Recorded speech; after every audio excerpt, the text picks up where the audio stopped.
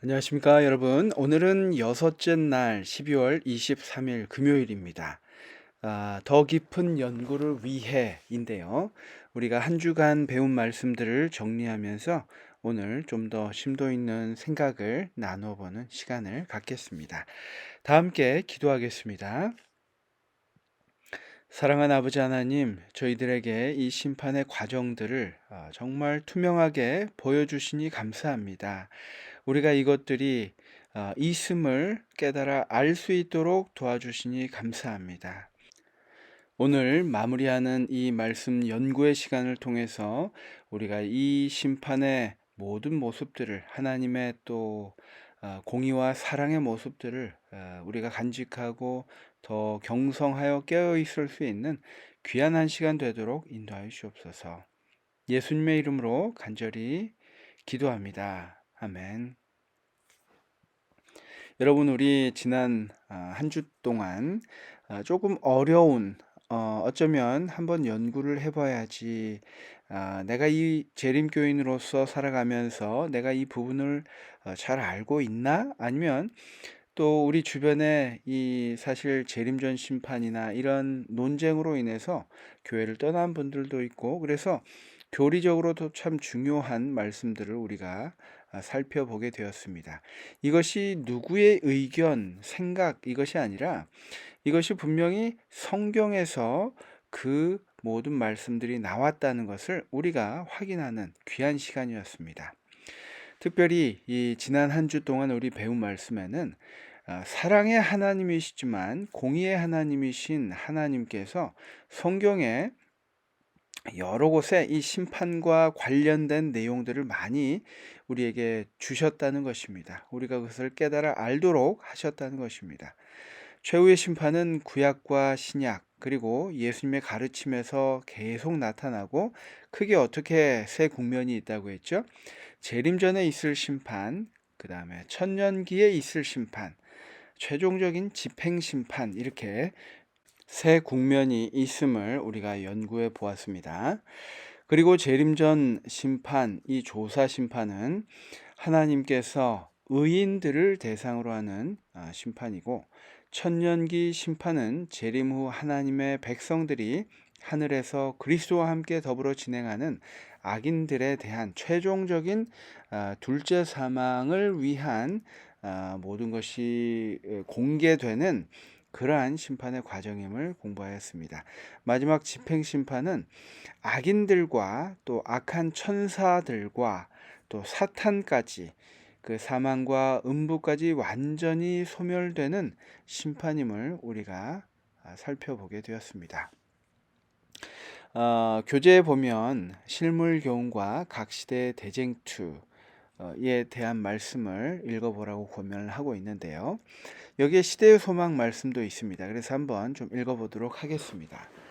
마지막 심판의 날에 모든 구원받지 못한 자들은 그들이 진리를 거절한 것이 어떠한 성질의 것이었는지를 깨닫게 될 것이다. 십자가가 제시될 것이요, 그 십자가의 참뜻이 범죄로 말미암아 어두워졌었던 각 사람의 마음에 이해될 것이다. 신비한 희생 제물이 달려있는 갈바리의 광경 앞에서 죄인들은 정죄를 받게 될 것이다. 모든 거짓 핑계는 일소될 것이다. 인간의 배도는 그 극악한 본성 그대로 나타날 것이다. 사람들은 그들의 선택이 어떠했는가를 알게 될 것이다. 오래 계속되어 온 대쟁투 가운데서의 진리와 오류에 대한 모든 문제가 그때에는 다 명백히 밝혀지게 될 것이다.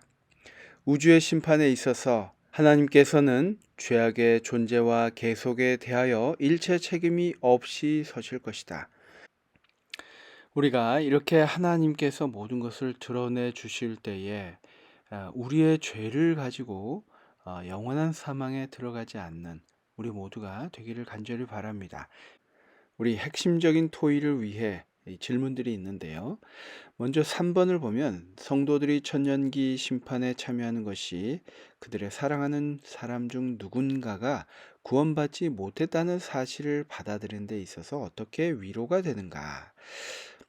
저희는 매일 아침 우리 성도님들과 줌으로 교과 공부를 하는데 한 성도님께서 이 부분이 참 마음에 좀 무겁게 다가왔다라는 이야기를 하셨는데요. 되려 여기에서는 이것이 위로가 된다는 것입니다. 내가 잘 아는 사람들을 심판할 수밖에 없는 상황이 된다면 얼마나 힘들까라고 생각할 수도 있겠지만 그 이유에 대해서 우리가 분명히 드러난 죄와 또 성향으로 인해서 구원받지 못했음에 대해서 명확히 드러나는 것, 이것이 어떻게 보면 또 위로가 될 수 있다는 그러한 말씀인 것 같습니다. 1번 문제를 한번 다시 보겠습니다. 만일 자아에 매달려 마음을 하나님께 바치기를 거절한다면 사망을 택하고 있는 것이나 다름없다. 죄가 어디에서 발견되든지 하나님은 그것에 대하여 사르는 불이 되신다. 하나님은 죄를 미워하십니다. 그 미워하는 죄를 우리가 품지 않도록 우리가 해야 될 것입니다. 그러므로 죄를 택하고 죄에서 분리되기를 거절하면 그대는 죄를 사르시는 하나님의 임재에 의해 함께 불살라질 수밖에 없다. 이 말씀은 집행심판의 본질을 이해하는 데 어떤 도움을 주는가? 여러분, 나를 미워해서가 아니라 내가 사랑한 죄를 미워해서 모든 것을 소멸하시는 그 하나님의 공의로운 모습을 우리가 다시 한번 기억해야 할 것입니다. 여러분, 한 주 동안에 이 심판의 과정들에 대해서 배우셨는데 어떠셨습니까? 우리가 이런 것까지 다 알아야 할 필요가 있나? 라고 생각하시는 분도 있으실 것이고, 또 이 과정들을 통해서 하나님이 너무 무서운 분, 또 너무 공의만 부각된 그런 모습이 아닌가 생각할 수도 있겠지만, 실제 우리가 살아가는 이 삶 속에서 이러한 모습은 하나님의 모습이 아니다. 사랑의 하나님만 하나님의 모습이다라고 이야기하면서 교회를 떠나는 일들이 우리 주변에 많이 일어나고 있지 않습니까? 우리가 성경 말씀을 통해서 정말 모든 우리가 알고 있는 것들의 이 균형을 갖추고 있는 것이 중요한데, 우리가 전체 그리고 균형된 모습을 배제하고 우리가 원하는 것들만 취하려고 할 때 우리가 예언의 신에서 한 부분만 가지고 다른 사람을 정죄하는 경우가 많듯이 그렇게 성경이 보여줄 수 있는 것입니다. 우리가 그런 면들을 피하기 위해서 우리가 심판과 또 사랑의 하나님, 공의와 사랑의 하나님을 공히 연구하고 배우는 것은 그래서 더욱 필요한 것 같습니다.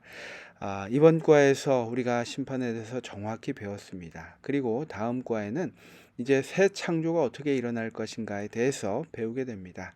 우리 모두 이 말씀들을 우리에게 명확히 알려주신 하나님께 다시 한번 감사하고, 말씀으로 인해서 우리가 준비될 뿐만 아니라 우리가 선교의 사람, 이것들을 우리가 나눌 수 있는 사람이 되기를 바라면서 이번 과 공부를 마치도록 하겠습니다.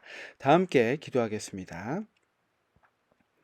사랑의 아버지 하나님, 주님은 우리에게 그 모든 것들을 말씀해 주셨고 또 그것을 따르라고 이야기하셨습니다.